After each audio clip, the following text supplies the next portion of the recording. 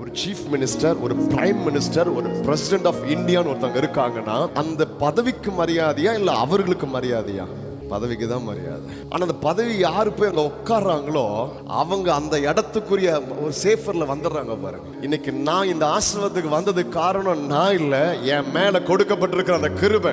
இந்த பதவி என் மேல, அந்த பிள்ளைங்கிற பதவியை கர்த்தர் என் மேல வைத்ததுனால, தாயின் கருவிலை உருவாகும் போதே கர்த்தரை தெரிந்தெடுத்ததுனால தான் எனக்கு இந்த தகுதியோ இந்த ஆசீர்வாதமோ இந்த கிருபையோ இந்த ரட்சிப்போ எதுவுமே இல்லை. ஆனா அவர் என் மேல அந்த கிருபையை வைத்தாரு பாருங்க.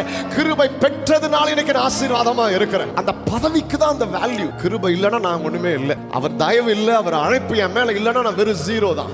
ஆண்டவர் என் வாழ்க்கையில இல்லைன்னா நான் வெறும் பூஜ்யம் தான், நான் மண்ணு தான், நான் ஒண்ணுத்துக்கு உதவாதவன் தான்.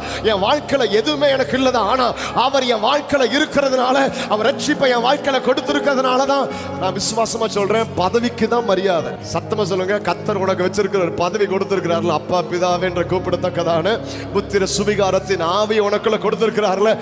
இதனாலதான் உன் மேல கர்த்தர் கிருபை வைத்திருக்கிறார். நீங்க ஆசீர்வாதமா இருக்கிறதுக்கு அடையாளம் நான் அல்ல, கிறிஸ்துவே என்னில் வாழ்கிறேன்னு பவுல் சொன்னது காரணம். என் மேல இருக்கிற அத்தனை ஆசீர்வாதத்துக்கு காரணம் என்னன்னா, இது என்னால் உண்டானதல்ல, அவருடைய பதவி என் லைஃப்ல வந்ததுனாலதான்.